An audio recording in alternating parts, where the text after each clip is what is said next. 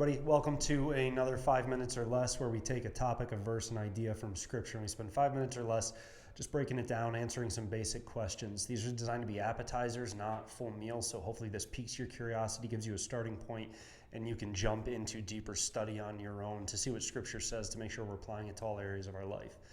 For this one, I want to look at a verse in Matthew. This is Matthew 5:6. Blessed are those who hunger and thirst for righteousness, for they shall be satisfied. And just a really simple question here. Do you think of righteousness in such literal, physical terms? Those are very deliberate words. Blessed are those who hunger and thirst for righteousness. Think about a time when you've been just incredibly hungry or you've been incredibly thirsty. You've been out in the yard in the middle of August for hours and you're just like, man, I cannot wait to get inside and get a massive glass of ice water.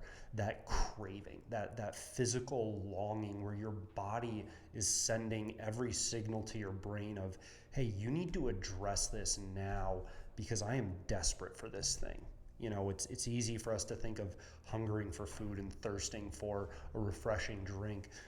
But Jesus says, no, blessed are those who hunger and thirst for righteousness. How do you view righteousness?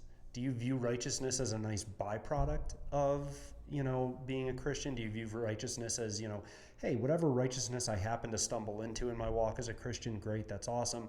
Is righteousness, no, you know what, I'm imputed with the righteousness of Christ, so I have no need to grow in this or anything.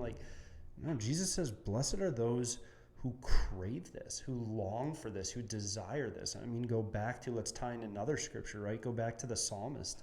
As the deer longs for the water, so my soul longs for you.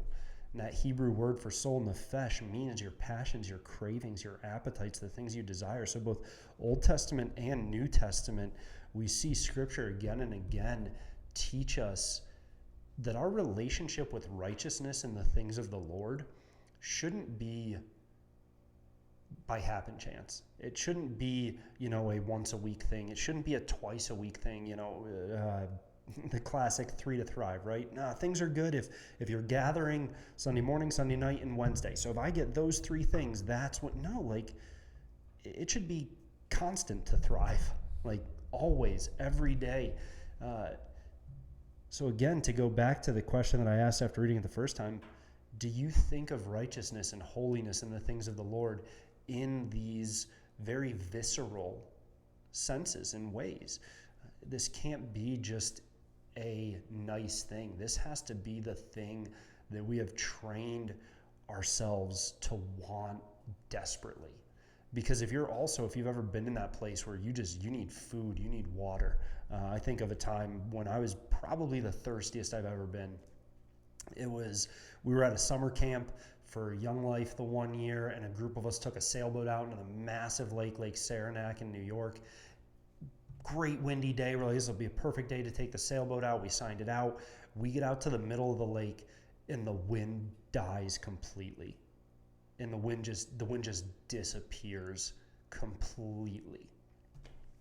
We're like, okay, I'm sure it'll pick back up.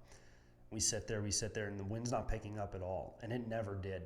And so we had to row back, and we were rowing out in the middle of the lake, sun beating down, reflecting off the water, middle of a summer day, for probably 3 hours rowing back.